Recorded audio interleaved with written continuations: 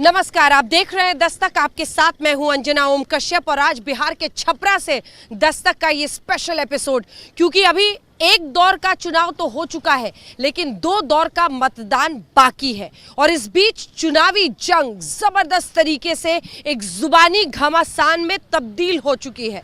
एक तरफ प्रधानमंत्री नरेंद्र मोदी के नाम पर एनडीए आश्रित है तो दूसरी तरफ नीतीश कुमार के नाम पर वो आगे बढ़ना चाह रही है। तीसरी तरफ महागठबंधन, जिसमें तेजस्वी यादव के 10 लाख सरकारी नौकरियों का वादा तुरुप का इक्का साबित हो सकता है। किसका होगा बिहार, किसके सिर सजेगा बिहार का ताज? इस सवाल का 30% जवाब तो बिहार के लोगों ने बुधवार को दे दिया, लेकिन 70% जवाब 2 चरणों के चुनाव के बाद मिलेगा। वैसे इनके लिए प्रधानमंत्री नरेंद्र मोदी जब मैदान में उतरे तो तेजस्वी पर बेहद करारे प्रहार के साथ कोरोना से लड़ने के लिए खास तौर पर जो योजनाएं शुरू की गई हैं, आप सोच सकते हैं अगर ऐसी टोली आई तो इन पैसों का होगा क्या? जंगल राज के युवराज बिहार की जनता की, और मैं मानता हूं ये जंगल राज के युवराज से बिहार की जनता पुराना ट्रैक रिकॉर्ड के आधार पर और क्या अपेक्षा कर सकती? पहले ज्ञाता था कि महंगाई खाई जात है, अब का महंगाई भौजाई लगे बीजेपी के। बिहार में चुनावी जंग इतनी जबरदस्त हो गई है कि उसी हिसाब से वार पलटवार भी तेज हो गया। बुधवार को प्रधानमंत्री मोदी दरभंगा में थे, गुरुवार को तेजस्वी पहुंचे तो प्रधानमंत्री के जंगल राज वाली बात का जवाब दिया। मेरा अकेला हेलीकॉप्टर चल रहा है और मोदी जी नीतीश जी मेरे हेलीकॉप्टर के पीछे 30 हेलीकॉप्टर लगाए हैं, लेकिन हम फेंक भी आ रही है। कहावत है ना, एक बिहारी सब पर भारी।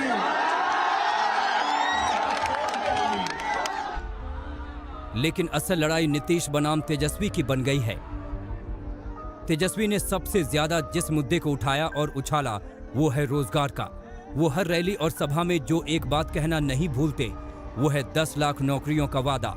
आज भी तेजस्वी ने उस बात को दोहराया। देखिएगा भाई, एकजुट रहना है, हम सरकार बनाने जा रहे हैं, सरकार बनाने जा रहे हैं और हमने फैसला लिया है मुख्यमंत्री बनते ही अगर मेरा पहला कलम चलेगा, पहला मंत्रिमंडल के बैठक में देश के इतिहास में पहली बार एक साथ। हालांकि तेजस्वी ने जब 10 लाख नौकरियों का वादा किया तो पहले नीतीश ने उसे हल्के में उड़ाया, लेकिन बीजेपी ने भांप लिया कि रोजगार कितना अहम मुद्दा है। इसीलिए उसने 19 लाख रोजगार के अवसर को अपने मैनिफेस्टो में शामिल कर लिया। नीतीश ने तो नौकरियों का वादा करने से हाथ खड़े कर दिए, लेकिन प्रधानमंत्री मोदी हों या खुद मुख्यमंत्री, दोनों को लगता है कि तेजस्वी का वादा सिर्फ वादा रह जाएगा। सरकारी नौकरी तो छोड़िए, इन लोगों के आने का मतलब है नौकरी देने वाली प्राइवेट कंपनियां भी यहां से 9, 2, 11 हो जाएगी। न कोई जानकारी है कि कहाँ होगा। आजकल हम देखते हैं कहता है इतना लोगों को नौकरी दे। अच्छा, ऐसा कहीं है कोई दुनिया में जी? आप उतने लोगों को नौकरी दोगे तो बाकी को क्या ही दोगे? सबको दे दो। आप पैसा कहां से लाओगे? जिसके चलते अंदर गए उसी पैसा से होगा। फिलहाल तेजस्वी का जोश हाई है। उन्होंने एक बार फिर नीतीश कुमार को रिटायर हो जाने की सलाह दी। बिहार की वर्तमान दयनीय अवस्था के प्रमुख कारण और बिहार के युवाओं के खलनायक नीतीश कुमार जी के सामने नौकरी शब्द का नाम ले लो तो काटने को दौड़ते हैं, युवा शब्द कहो तो लाठी चार्ज करवाते हैं। अब नीतीश बाबू दिशा विहीन, संकल्प विहीन, शक्ति विहीन, युक्ति विहीन हो गए हैं। अब उन्हें रिटायर करें। सब लोग जानते रहे कि नीतीश कुमार जी भाषण देले बाड़े, घूम घूम के कहते रहे कि बिहार में समुंदर नहीं ना है, लैंडलॉक्ड स्टेट है, जमीन से घिरा हुआ है, इसलिए कारखाना नहीं लग सकता। नीतीश जी, आप थक चुके हो, आपसे बिहार संभलने वाला नहीं है। हम थक गए हैं। कहाँ रहते थे जी? कहाँ भागे रहते थे यहाँ से? जरा बताओ, दिल्ली में किसके यहाँ रहते थे? जरा बताओ, बताना ना चाहिए। कहीं किसी को मालूम है कि कहाँ रहता था, क्या करता था? अब हम लोगों को क्या कहना है? अरे अपने पिता और माता की जगह पर आने की कोशिश कोई कर रहा है, अरे क्या ये करेंगे? कल मौका मिला, क्या किया? क्या चीज का ज्ञान है, किस चीज का अनुभव है? आज चाहे एनडीए हो या महागठबंधन, दोनों के अपने अपने दांव स्पष्ट हैं। एनडीए के पास नीतीश का चेहरा और प्रधानमंत्री मोदी की छवि है, तो महागठबंधन के पास तेजस्वी की युवा छवि है जो रोजगार की बात करता है। एनडीए डबल इंजन की सरकार पर जोर देती है, तो महागठबंधन गरीब गुरबों की सरकार बनाने का दम भरता है। एनडीए में बीजेपी 19 लाख रोजगार की बात करती है, तो महागठबंधन में आरजेडी 10 लाख सरकारी नौकरी का वादा करती है। बुधवार को पहले चरण के चुनाव के बाद अब सारी पार्टियों ने दूसरे चरण के लिए ताकत झोंक दी है। जनता को देखना है कि किस वादे में कितना दम है। आज तक ब्यूरो। तो बिहार के चुनाव में चुनावी घमासान जुबानी जंग के इर्द गिर्द घूम रही है। कभी सुशासन कुशासन मुद्दा होता है, कभी बेरोजगारी रोजगार, कभी पाकिस्तान कश्मीर अनुच्छेद 370, हर कुछ मुद्दा बनकर सामने आया। लेकिन अब मुंगेर की घटना के बाद नए सिरे से राजनीतिक विमर्श आगे बढ़ रहा है। दुर्गा विसर्जन के दिन हुई घटना के बाद जबरदस्त गुस्सा था, क्योंकि 18 साल के अनुराग पोद्दार की उसमें मौत हो गई थी। हालांकि अब चुनाव आयोग ने एसपी और डीएम को हटा दिया है।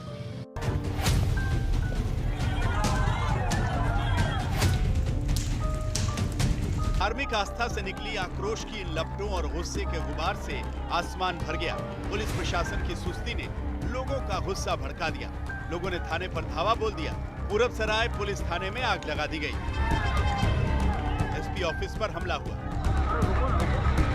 विजयादशमी के दिन दुर्गा प्रतिमा विसर्जन को लेकर जो बवाल मचा और जिसमें हुई पुलिस फायरिंग में एक युवक की मौत हो गई, उसकी चिंगारी दबी नहीं, बल्कि 72 घंटे के भीतर वो विकराल आग में तब्दील हो गई। लोगों का गुस्सा इतना खौल रहा था कि पुलिस हालात इतने बिगड़े कि डीआईजी मनु महाराज ने पूरे दलबल के साथ 3-4 थानों के क्षतिग्रस्त होने की सूचना है, उसका आकलन अभी किया जा रहा है। सर कितने लोग घायल हुए हैं इसमें? पुलिसकर्मी कितने घायल हुए हैं सर? अभी हम आकलन करेंगे, कुछ भी है। ठीक है सर। फिर आपको उपद्रवियों पर कोई कार्रवाई सर? उपद्रवियों पर कोई कार्रवाई? निश्चित रूप से चिन्हित करके कार्रवाई होगी। वीडियो फुटेज भी आया है। सब लोग इस तरह की जो घटनाएं बर्दाश्त नहीं की जा सकती। जो नाराज लोग थे उन्होंने आज कई पुलिस स्टेशनों को जो है उसमें आग लगा दिया, और उसके बाद एसपी जो है मुंगेर की लिपि सिंह, उनके कार्यालय में घुसकर काफ़ी तोड़फोड़ की।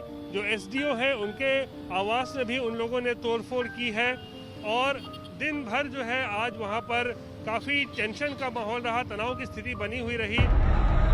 मुंगेर में चुनाव तो पहले चरण में पूरा हो गया, लेकिन उस फसाद पर इस आग से पहले सियासी आग लग गई। समूचे विपक्ष ने एक सुर से मुंगेर कांड की तुलना जलियांवाला बाग कांड से कर दी और जिला पुलिस को जनरल डायर बता दिया। इतने बेरहमी से पीटने का आदेश किसने दिया? किसने जनरल डायर करने को, डायर की हरकतों को दोहराने के लिए कहा गया? तो ये बात तो सत्ता में बैठे हुक्मरान जो है उनको बताना चाहिए। वही रॉलेट एक्ट यहाँ पर पूरे बिहार में लगा हुआ है कि कोई अपनी धार्मिक भावना को भी, जैसे जब कभी भी दुर्गा पूजा होती है, लोग भसान करने के लिए जाते हैं, उसमें आप उनको नहीं जाने दे रहे। उनके ऊपर गोलियां चल रही हैं, लोग मर रहे हैं, छोटा बच्चा मर गया, उसके माँ का दर्द इनको क्या पता। मुंगेर की इस हिंसा पर चुनाव आयोग भी एक्शन में आ गया। मुंगेर के डीएम और एसपी हटा दिए गए, उनकी जगह नए एसपी और डीएम आ गए। इस बीच चुनाव आयोग ने मगध रेंज के डिविजनल कमिश्नर को अगले 7 दिन में पूरे मामले की जांच रिपोर्ट देने को कहा है। जो इंजर्ड हैं उनको पैलेट इंजरी है, जो कि उससे लगता है कि वहाँ पर जो लोग थे उनमें से ही किसी के द्वारा गोली चलाई गई। लेकिन मैं अभी भी फिर कहूँगा कि जब तक अनुसंधान किसी अंतिम स्थिति तक ना पहुँच जाए और उस संबंध में किसी जांच किसी एक निर्णय तक नहीं पहुँच जाए, कुछ भी कहना है एकदम से अपरिपक्व होगा। बिहार के चुनाव वास्तव में असल मुद्दे पर हो रहे थे, लेकिन जिस तरह मुंगेर कांड को धार्मिक अस्मिता से जोड़ा जा रहा है, उससे सवाल उठता है कि क्या नौकरियों और रोजगार के सवाल पर यह मुद्दा भारी पड़ेगा? क्या कोरोना काल में विस्थापितों का दर्द इस भावनात्मक मुद्दे की गूंज में दब जाएगा? क्या सुशासन का सवाल मुंगेर कांड की आड़ में नहीं पूछा जाएगा? बिहार की चुनावी राजनीति सुशासन के सवाल से नौकरियों के वादे और वादे से लेकर जंगल राज के युवराज तक पहुंच गई। अब आरजेडी जेडीयू को जंगल राज की याद दिला रही है और उनके सुर में सुर मिला रही है चिराग की पार्टी एलजेपी। जिस तरीके से जनरल डायर ने जलियांवाला बाग में गोलियां चलाई थी, बेकसूरों को मौत के घाट उतारा था, एग्जैक्टली उसी तरीके से जिस तरीके से मुख्यमंत्री के निर्देश पर, नीतीश कुमार जी के आदेश पर वहां के स्थानीय प्रशासन ने निर्दोषों के ऊपर गोलियां चलाई, उनको मारा, लाठियां। आप देखिए किस हालात में हम अस्पताल में जाकर। तो मैं तो मांग करता हूं कि इसकी जांच होनी चाहिए। ये तो इमेजिन के बाहर है, पॉलिटिक्स एक पार्ट है, लेकिन जो देखा उसके मैंने कहा कि रियल लाइफ में फेल और रियल लाइफ में फेल, तो प्रूव हो गया कि ये तेजस्वी के बी टीम है। अब कुछ कहना है क्या इसमें? उसी को मदद करने के लिए सारा खेल खेल रहे हैं। मुंगेर में लगी आग तो बुझ जाएगी, लेकिन इस आग में छिपी वोट की सियासत अभी सुलगती रहेगी, क्योंकि 2 चरणों के चुनाव बाकी हैं। गोविंद कुमार के साथ रोहित सिंह। बिहार के चुनावों से ये विशेष पेशकश आज आप छपरा से देख रहे हैं, लेकिन अब आइए आपको बिहार से सीधे लिए चलते हैं उत्तर प्रदेश, जहां पर 7 सीटों पर 3 नवंबर को उपचुनाव होने वाले हैं, जब दूसरे दौर का मतदान बिहार में होगा। लेकिन दिलचस्प बात यह है कि राज्यसभा चुनाव भी यूपी में उतने ही दिलचस्प हो गए हैं। समाजवादी पार्टी से मायावती इतनी गुस्साई हुई हैं कि वो बीजेपी से हाथ मिलाने को तैयार है। 2019 की ये दोस्ती 2020 में दुश्मनी में बदल गई। लोकसभा चुनाव में मायावती और अखिलेश की जोड़ी बनी जरूर, लेकिन दौड़ी नहीं और चुनाव हारी तो टूट गई। वो टूटन इस हद तक बढ़ गई है कि मायावती अगले विधान परिषद के चुनाव में बीजेपी को भी वोट दे सकती है। अर्थात सपा के दूसरे खड़े किए जाने वाले उम्मीदवार को हराने के लिए अपनी पूरी ताकत लगा देगी बीएसपी जो है, और इसके लिए चाहे पार्टी के विधायकों को इनके उम्मीदवार को हराने के लिए बीजेपी वरना किसी भी विरोधी पार्टी के उम्मीदवार को ही अपना वोट क्यों ना देना पड़ जाए। कहते हैं राजनीति में कोई अस्थायी दोस्त या दुश्मन नहीं होता। मेरे मुलायम कांशी राम हवा हो गए, जय श्री राम। 1993 में समाजवादी पार्टी के मुलायम सिंह यादव ने बीएसपी के कांसीराम से गठबंधन किया था, जिसने यूपी के विधानसभा चुनाव में बीजेपी की सत्ता की उम्मीदों को धूल में मिला दिया। लेकिन जब बीएसपी ने 1995 में मुलायम सरकार से समर्थन वापस लिया, तो लखनऊ में गेस्ट हाउस में मायावती के साथ दुर्व्यवहार हुआ। लेकिन 24 साल बाद पिछले साल अखिलेश और माया फिर एक हुए, तो मायावती ने गेस्ट हाउस केस को वापस ले लिया। आज सियासी पाला बदला तो मायावती को इसका बड़ा अफसोस है।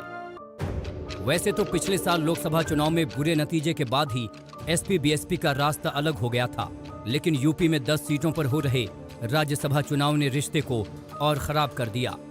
बीजेपी के पास 395 की विधानसभा में 306 विधायक हैं। इनमें बीजेपी ने अपने 8 उम्मीदवारों को मैदान में उतारा है, जिनको जिताने के लिए 288 वोट चाहिए। वहीं समाजवादी पार्टी के पास 48 विधायक हैं और उसने एक उम्मीदवार राम गोपाल यादव को उतारा है, जिनको जीतने के लिए 36 वोट चाहिए। बीएसपी के पास 18 विधायक हैं और उसने रामजी गौतम को मैदान में उतारा है, जिनको जिताने के लिए अतिरिक्त 18 विधायक चाहिए। विपक्ष का आरोप है कि मायावती को बीजेपी का समर्थन मिल रहा है। इस बीच निर्दलीय प्रत्याशी के रूप में कारोबारी प्रकाश बजाज ने पर्चा भर दिया, जिनको समाजवादी पार्टी के 10 विधायकों ने प्रस्ताव दिया और बीएसपी के 5 विधायकों ने पार्टी से बगावत कर दी।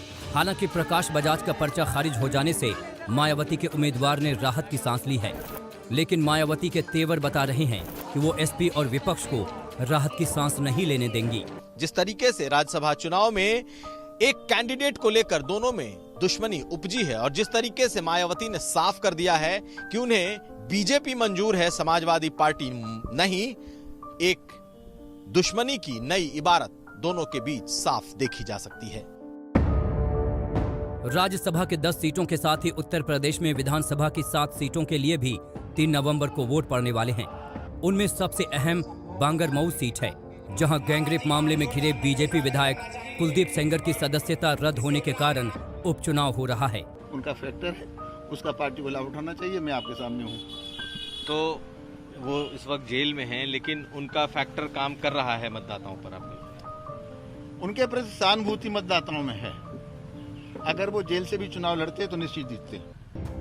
बीजेपी के खिलाफ कांग्रेस ने आरती वाजपेयी को उतारा है, जो पुरानी विरासत का हवाला देकर जीत की आस बंधाए बैठी हैं। बांगरमऊ के अलावा देखें तो लोगों की नजर जौनपुर के मलहनी सीट पर भी है, जहां निर्दलीय विधायक के रूप में बाहुबली धनंजय सिंह लड़ रहे हैं, जो निर्दलीय ही 2002 में यहां से जीत चुके हैं। देवरिया सीट की खासियत यह है कि वहां बीजेपी, कांग्रेस, एसपी और बीएसपी ने ब्राह्मण उम्मीदवार पर दांव लगाया है, क्योंकि वहां करीब 50,000 ब्राह्मण वोट हैं। अमरोहा के नौगांवा सीट से योगी सरकार में मंत्री रहे और पूर्व क्रिकेटर चेतन चौहान की पत्नी संगीता चौहान किस्मत आजमा रही हैं। इनके अलावा बुलंदशहर सदर, कानपुर के घाटमपुर और फिरोजाबाद की टुंडला सीट के लिए 3 नवंबर को वोट डाले जाएंगे। इन सीटों पर जीत से पता चलेगा कि उत्तर प्रदेश में राजनीति किस करवट बैठेगी। कुमार अभिषेक, लखनऊ, आज तक। और अब आइए बिहार और यूपी के बाद आपको सीधे लिए चलते हैं मध्य प्रदेश, क्योंकि मध्य प्रदेश में 3 नवंबर को जब दूसरे दौर का मतदान बिहार में होगा, यूपी में 7 सीटों पर उपचुनाव होगा, तो यहाँ एमपी में भी 28 सीटों पर उपचुनाव होने वाला है। इस बार हर किसी की किस्मत दांव पर है। शिवराज सिंह चौहान की सरकार बचेगी या नहीं, दिग्विजय सिंह, कमलनाथ, तो ताक पर है साख ज्योतिरादित्य सिंधिया। चुनाव हो रहे हैं, लेकिन ये उपचुनाव मध्य प्रदेश की सरकार की तकदीर तय कर सकते हैं। शिवराज अपनी सत्ता बनाए रखने के लिए और कांग्रेस उन्हें सत्ता से बेदखल करने के लिए कोई कसर नहीं छोड़ रही है। इस चक्कर में भाषा की मर्यादाएं भी टूटती चली गई। हमारे उम्मीदवार हैं, सरल स्वभाव के, सीधे साधे हैं, ये तो करेंगे। ये उसके जैसे नहीं है। क्या उसका नाम, जो मैं क्या उसका नाम लूं? आप तो उसको मेरे से ज्यादा पहचानते हैं। आपको तो मुझे पहले ही सावधान कर देना चाहिए था। ये क्या है? निर्लज्जता की पराकाष्ठा है, सारे देश ने देखा है। इसके जवाब में इमरती देवी मंच से ही फूट फूट कर रोई थी कि जब भी मेरे सामने पड़ते तो मैं बड़े भाई के नाते उनके पैर छूती थी, पर उनने आज मुझे इतना अपमानित किया है कि उसको तो भाई मैं उसको के रूप में देखना चाहती हूँ। मध्य प्रदेश में 3 नवंबर को 28 सीटों के लिए उपचुनाव हो रहे हैं। जिन 28 सीटों पर उपचुनाव हो रहे हैं, उनमें 25 सीटें कांग्रेस विधायकों के पार्टी छोड़ने से खाली हुई हैं। 3 सीटें कांग्रेस के विधायकों की मौत होने से हुई। इनमें भी ग्वालियर चंबल संभाग में 16 सीटें हैं। ये सीटें ग्वालियर राजघराने के ज्योतिरादित्य सिंधिया के प्रभाव क्षेत्र में आते हैं। इसीलिए सिंधिया इसे कांग्रेस या बीजेपी की लड़ाई न मानकर अपनी लड़ाई मान रहे हैं। ये चुनाव लाइन सिंह सिसोदिया का नहीं है, ये चुनाव कांग्रेस बीजेपी का नहीं है। ये आपको समझना है। ये चुनाव मध्य प्रदेश में उपचुनाव वाली 28 सीटों के नतीजे शिवराज से लेकर कमलनाथ तक के लिए आर पार की लड़ाई का हिस्सा है। मध्य प्रदेश विधानसभा 230 सदस्यों की है। इनमें से 29 सीटें खाली हैं, यानी अभी सदन 201 सदस्यों की है। इनमें 106 सदस्यों के साथ बीजेपी बहुमत में है। वहीं अपने 28 सदस्यों के हटने से कांग्रेस 114 से घटकर 86 पर आ गई है। 28 सीटों पर चुनाव के बाद सदन 229 सदस्यों की हो जाएगी। इनमें बहुमत के लिए 115 सदस्य चाहिए। अगर बीजेपी 28 में से 9 सीटें भी जीत जाती है तो शिवराज का राज कायम रहेगा। मध्य प्रदेश में सत्ता की राजनीति 2018 के दिसंबर महीने से ही डगमगा रही है। कांग्रेस की सरकार तो बन गई थी, लेकिन सिंधिया पार्टी छोड़कर बीजेपी में गए तो इसकी कीमत पर कांग्रेस की कमलनाथ सरकार की बलि ले ली। अब नतीजे बताएंगे कि उनके साथ गए विधायकों पर लोगों की क्या राय है। रविशपाल सिंह, भोपाल, आज तक। बिहार में ये चुनावी सरगर्मी अपने चरम पर है और हर खबर आप तक पहुंचाएंगे बिहार के छपरा से। आज देख रहे थे आप दस्तक, देखते रहिए आज तक। नमस्कार, मैं हूं अंजना ओम कश्यप। हमें उम्मीद है ये वीडियो आपको पसंद आया होगा। लेटेस्ट खबरों के लिए यूं ही देखते रहिए आज तक और इस वीडियो के पसंद आने पर लाइक, शेयर एंड सब्सक्राइब करना ना भूलें।